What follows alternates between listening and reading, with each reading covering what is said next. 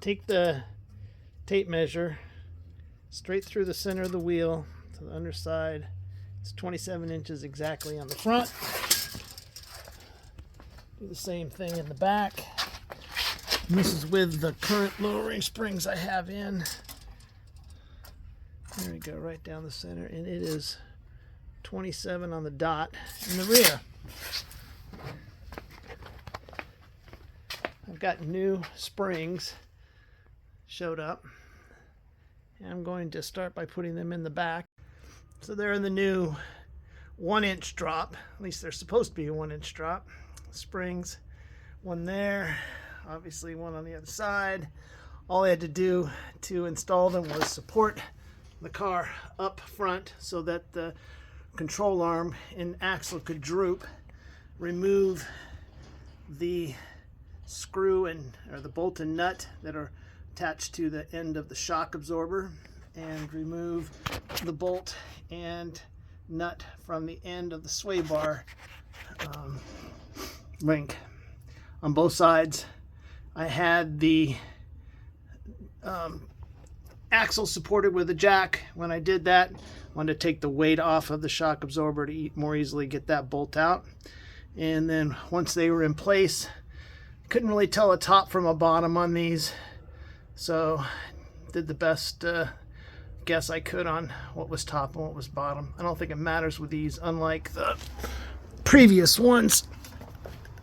They were definitely tapered at the bottom, and I think just two different pads there. So again, everything is back in place. We need to remove the jack, install the tires, lower it, and then check side to side. We may have to adjust the pitman arm. All right, we're back. Hasn't really settled, but as you can see, it's pretty much right at 28. So that's a 1-inch raise from the 2-inch drop.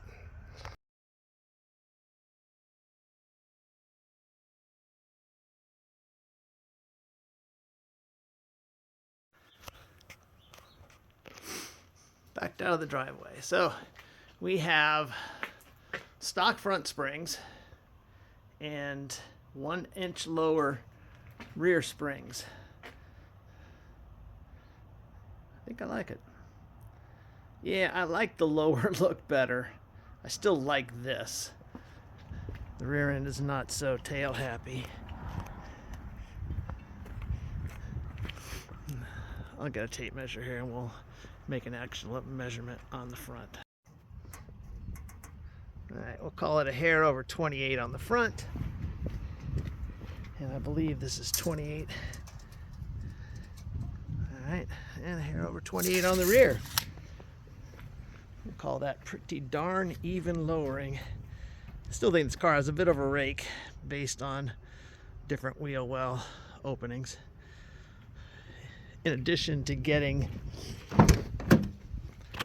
the struts back on with the new springs, I installed the strut tower brace. There that is. That was a sweet find in LKQ. V6 strut tower braces must be so rare, but I got one.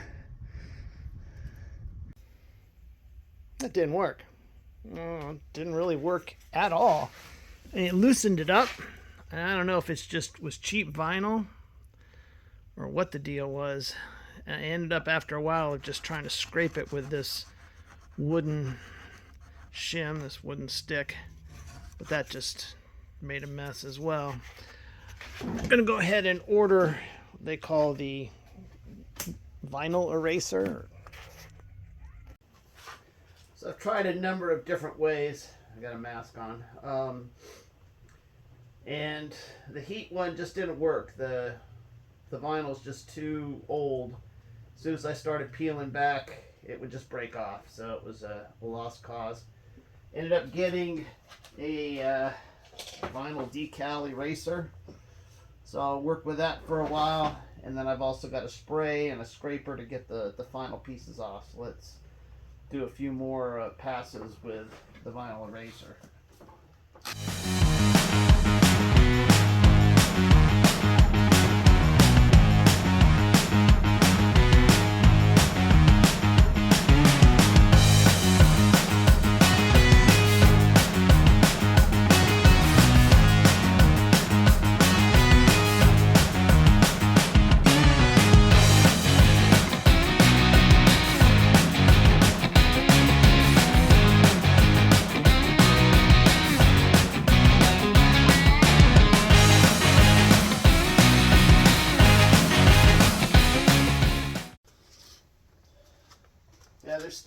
some pieces here.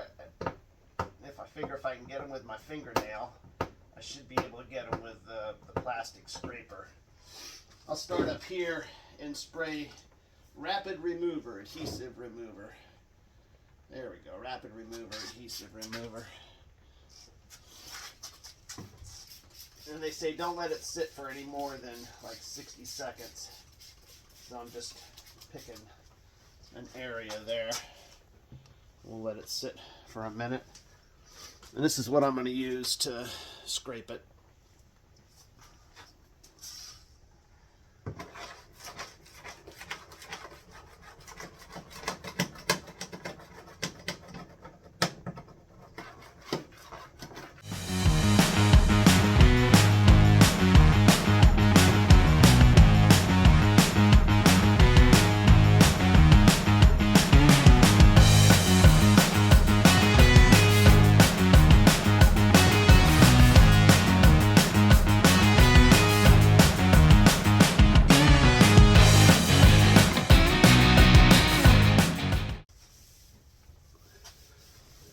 Alright, we'll just keep going with the remover.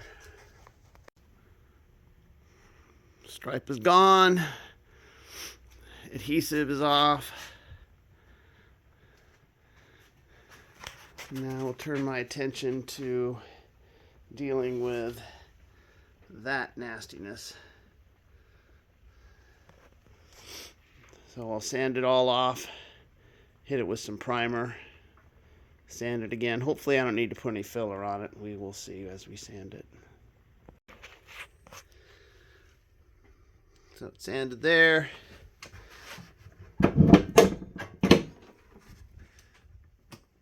Sanded underneath. Also hit some other spots that I had missed the first time through when I had done the outside corners. So I'm going to wipe this all down with the grease and wax remover. Then I'll shoot it with self-etching primer, followed up by sandable primer, followed up by ingot silver Ford color, and followed up by clear. I'm going to go ahead and just kind of shoot the whole front leading edge here and fade it back into the existing paint. Hopefully that will make everything match. If it doesn't, my other option is just to paint the entire hood. I'm not sure I'm a fan of that option. So we will try fading it, doing a better job than in here.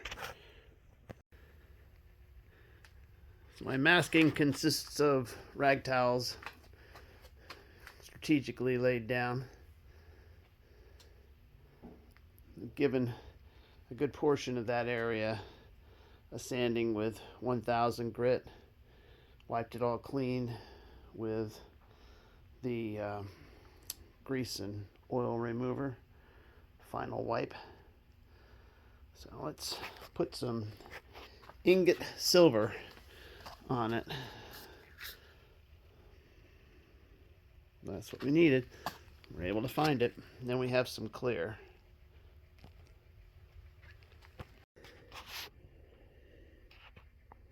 So hopefully rubbing out between the clear will blend. And I can't really tell if it's a different color or just a different texture or what. Obviously this is wet, so maybe when it is dry it'll be different. Not perfect, but at least there's no stains or different in colors. Stripe is gone. The front hood looks like crap. I am not happy with it at all. I've sanded, and all that has done is just dulled everything. And I could buff it, but I still think I've lost any of the metallic that comes through the clear coat. So I resigned myself to painting the entire hood, clear coating the entire hood. In the meantime, the other night had some guys over, and Henry was kind enough to use the decal remover on the drill, clean that one off. So obviously I've still got this one to go. In preparation of it, I removed the third brake light. And then finally, that one's going to be tough. We'll get through it. So what have I got to replace it? Well, it is still in a box, and you'll have to be surprised. But one word, Eleanor. Look it up. I think I'll like it.